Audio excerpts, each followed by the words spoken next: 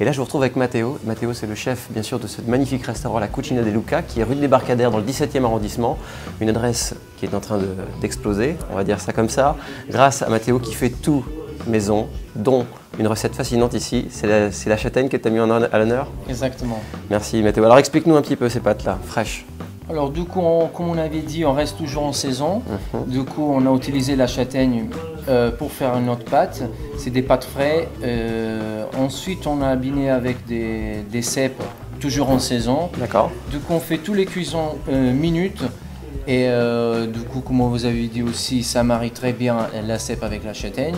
Et également avec notre France. D'accord. Je voulais absolument vous faire goûter cet immense coup de cœur de Vénétie, où dans cette petite région qui est au nord de Trévise, une vingtaine de kilomètres au nord-ouest de Trévise, eh bien on observe un phénomène assez fascinant pour nous Français qui avons bien sûr la culture des grands Cabernets et des grands Merlots à Bordeaux. Eh bien cette observation de cette région qui a l'aptitude, climatologiquement parlant d'abord, mais surtout d'un point de vue sous-sol, à faire naître des très belles lectures du Cabernet ou du Merlot.